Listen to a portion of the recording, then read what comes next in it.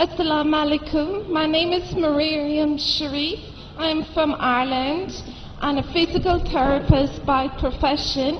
Alhamdulillah, I got a chance to accept Islam.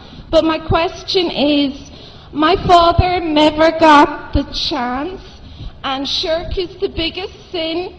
And I want to know if there is a specific dua or something I can read on his name so that his sin will be forgiven.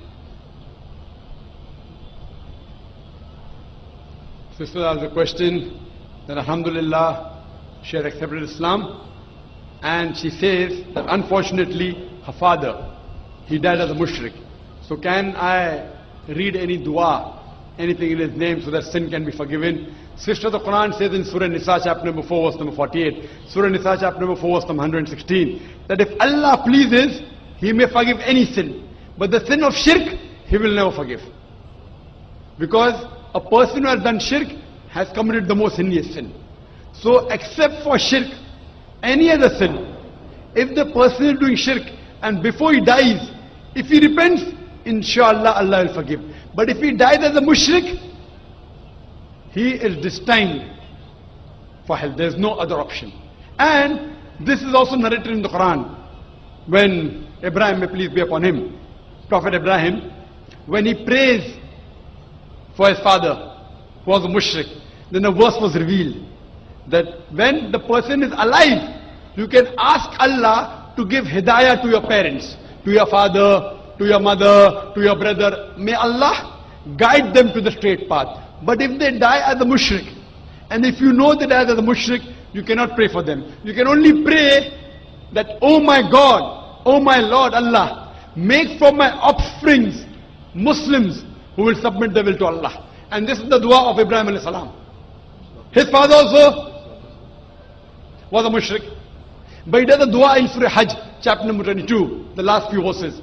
He prays that make my offsprings those who would submit their will to Allah, who will be Muslims. And we find that both his children, Ishmael alayhi salam and Ishaq alayhi salam, both of them became messengers of Allah subhanahu wa ta'ala. So what I request to you, sister, you make a dua to Allah subhanahu wa ta'ala that may your offsprings be the one who will submit their will to Allah and be on the straight path. Hope that answers the question. I have a very simple one-line question.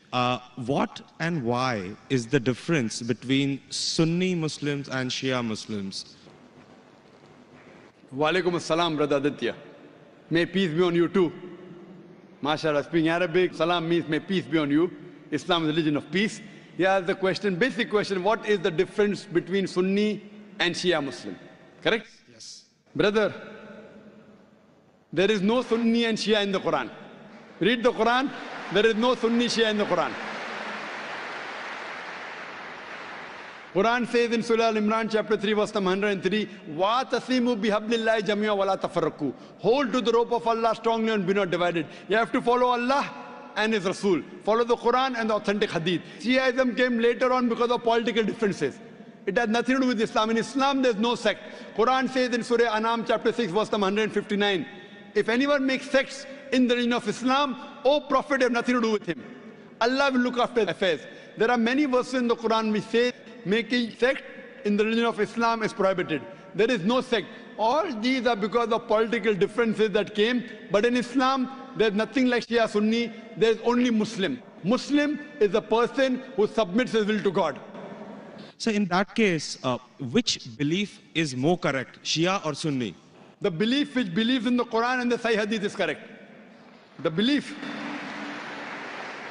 The person who believes in the teachings of Quran and the Sahih Hadith is correct. The moment you ask questions, if he gives reference from the Quran, he is correct. If he says, my Shaykh said this, my Shaykh said that, my Imam said this. If the saying of the Imam match with the Quran, we match with it. Quran says in Surah Nisa chapter 4 verse 59, Atiullah, obey Rasul, obey Allah and obey the messengers, and those who have been given the power of Amr, of commandment. But the verse does not stop there, it continues. But if the people of knowledge differ, go back to Allah and His Rasul. If two scholars say two different things, check up which scholar matches with Quran and Sahih Hadith. The one who follows with Quran and Sahih Hadith is on the straight path, is a true Muslim, the other is not.